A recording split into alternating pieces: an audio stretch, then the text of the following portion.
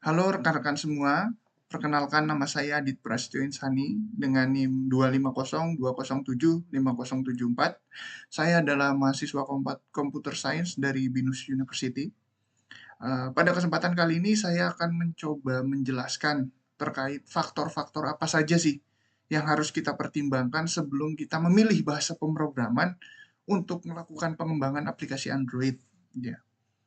Setidaknya ada beberapa hal yang perlu dipikirkan dulu sebelum kita memilih bahasa pemrograman ini. Pertama, terkait masalah kualitas aplikasi dan pengalaman pengguna. Nah, bahasa pemrograman ini nantinya pasti akan berbeda gitu ya untuk kualitasnya dan pengalaman penggunanya seperti apa. Jadi, kita harus mempertimbangkan hal tersebut. Kedua, untuk masalah biaya dan development gitu ya, jangka waktu dan sebagainya, itu perlu dipertimbangkan juga karena setiap bahasa pemrograman pastinya akan berbeda untuk biayanya dan development-nya. Nah, yang ketiga adalah tujuan daripada jangka panjang dari pengembangan aplikasi Android nanti. Nah, ini juga perlu dipertimbangkan gitu ya agar sesuai dengan visi misi perusahaan gitu. Supaya tidak jauh gitu ya dengan visi misinya bahasa pemrogramannya gitu. Nah, setidaknya faktor-faktor utamanya ini bisa kita pisah gitu ya menjadi 3 bagian utama. Pertama adalah mengenai aspek teknis dari bahasa pemrograman itu sendiri. Aspek teknis ini mengacu kepada masalah performa dan sebagainya gitu. Setiap bahasa pemrograman pasti memiliki performa yang berbeda gitu. Tidak mungkin sama. Meskipun walaupun mirip, paling bisa mirip. Cuman sama persis itu kemungkinan tidak bisa terjadi gitu. Yang kedua adalah development team-nya. Jadi bagaimana nanti bahasa pemrograman ini mampu membuat si development team ini menjadi produktif atau tidak produktif karena berbagai faktor gitu. Dan yang terakhir adalah pasarnya.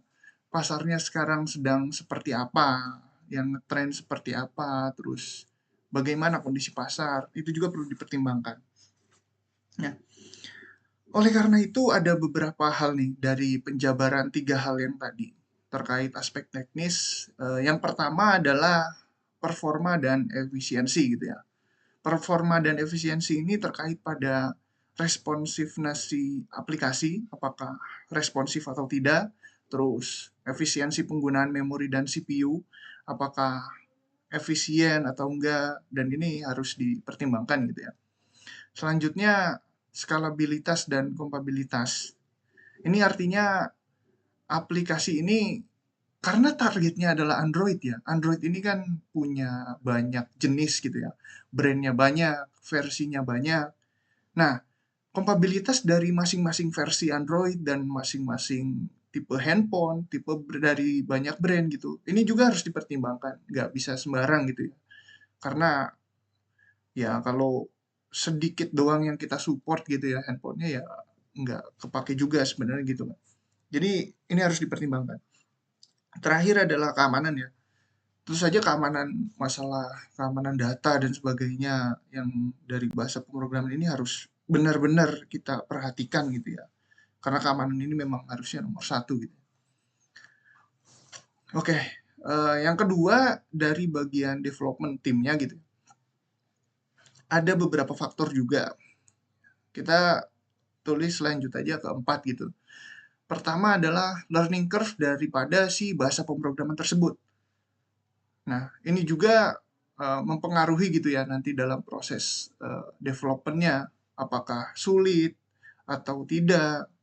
Nah, itu perlu dipertimbangkan juga. Selanjutnya adalah support dari komunitas dan dokumentasi gitu. Karena dokumentasi dan support komunitas ini pasti akan mendukung produktivitas dari si developer gitu. Pasti ini, karena semakin banyak dokumentasi dan komunitasnya, pasti banyak solusi yang bisa mereka tawarkan gitu untuk menyelesaikan problem yang akan dibuat gitu. Dan yang keenam gitu ya, development yang saat ini berjalan gitu ya. Jadi apa yang sedang populer di saat ini gitu untuk pemrograman bahasa Android untuk pemrograman Android gitu, bahasa apa yang sedang populer. Terus support dari pembuat bahasa pemrograman itu seperti apa sih? Apakah lama, apakah jangka panjang, ataukah setahun 2 tahun, atau seperti apa, itu perlu dipertimbangkan juga. Terus, nah, ini di industri juga kita perlu mempertimbangkan ketersediaan developernya juga. Apakah developer dengan bahasa pemrograman A ini tersedia gitu, ataukah lebih banyak dengan bahasa pemrograman B gitu. Lalu skillnya juga apakah di A ini lebih bagus ataukah di B yang lebih bagus, kan ini juga perlu dipertimbangkan. Nah, terus yang paling penting dari industri market ini adalah development cost ya, biaya developmentnya. Karena antara natif dan cross platform, kita bahas jenisnya dulu gitu ya, ada dua. Ini pasti akan berbeda untuk cost-nya, dan ini perlu dipertimbangkan dengan benar-benar. Terus yang terakhir adalah target market. Target market tadi, jika kita berbicara natif, artinya target market kita hanya untuk Android saja gitu. Tapi jika cross platform, Android sudah pasti, cuman kita bisa menggunakan satu kode base untuk platform lain, misalkan iOS, web, atau desktop, dan sebagainya. Yang juga perlu dipertimbangkan gitu. Nah, oke. Beberapa bahasa pemrograman yang cukup populer gitu ya, untuk pengembangan Android ini. Untuk bahasa natifnya itu ada dua, Java dan Kotlin. Nah, memang bahasa pemrograman Android itu awalnya mulai dari Java gitu ya. Terus semakin ke sini Kotlin benar-benar disupport oleh Google gitu untuk mengembangkan Android yang lebih modern gitu. Meskipun Java ini masih sangat banyak untuk dokumentasi dan sebagainya, dan aplikasi yang menggunakan Java ini masih sangat banyak. Tapi Google saat ini untuk dokumentasinya lebih mendorong kita menggunakan Kotlin. Nah, selanjutnya untuk cross-platform, ada beberapa yang populer juga. Flutter salah satunya dengan menggunakan bahasa Dart. Terus React Native yang menggunakan bahasa JavaScript ya. Untuk Dart ini buatan Google sendiri, dan React Native ini buatan Facebook dengan, kita tahu lah React Native sudah cukup banyak komunitasnya dan cukup besar gitu.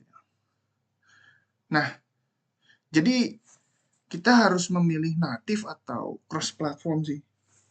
Sebenarnya itu tergantung. Pertama kita bahas dulu kelebihan dari native dulu. Native ini kelebihannya performanya yang lebih bagus karena native. Terus stabilitasnya yang lebih bagus. Punya akses ke seluruh fitur Android, library-nya yang sangat banyak, dan pastinya disupport cukup lama karena langsung oleh Google, si pembuat Android. Nah, cuman kekurangan dari native ini, pertama adalah biaya pembuatannya yang ya kita tahulah mahal. Terus waktu pembuatannya yang lama juga. Terus maintenance-nya juga karena untuk setiap platform ini beda-beda, jadi cukup sulit. Dan dia perlu pengetahuan khusus gitu ya untuk platform Android lebih dalam gitu ya. Dan resource-nya tentu penggunaannya harus lebih banyak. Sedangkan cross platform nih, dia itu lebih cepat untuk development-nya, lebih efektif untuk cost-nya karena bisa untuk banyak platform sekaligus gitu ya. Yang tadi wider reach itu banyak sekali platform yang bisa dibuat dalam satu code base. User experience untuk masing-masing platform pun dia konsisten. Yang terakhir adalah gampang di maintenance untuk semua platform. Tapi ada kelemahan juga. Jika dibandingkan dengan native, tentu saja performanya lebih rendah gitu ya. Untuk akses ke native fiturnya juga lebih terbatas. User interface-nya juga nggak bisa dikonfigurasi sesuai dengan keinginan masing-masing dari platform gitu ya. Jadi semuanya itu khusus disamaratakan. Aplikasinya size-nya lebih besar, dan framework-nya juga sangat bergantung gitu ya. Jadi istilahnya kita harus nunggu update dulu dari framework, misalkan ada di native-nya ada sebuah perubahan gitu. Nah, jadi kesimpulannya adalah ya tentu saja setiap bahasa ini punya kelebihan dan kekurangan masing-masing. Jadi beberapa hal yang harus dipikirkan tadi, mulai dari performa, biaya, support dari komunitasnya. Tapi intinya tadi hanya ada dua gitu ya, native atau cross platform.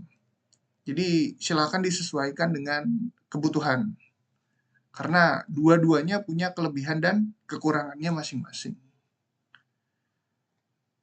Nah, ini referensi yang saya gunakan untuk membahas hal-hal tadi. Eh, Mohon maaf mungkin jika ada yang keliru. Sekian dari saya dan terima kasih.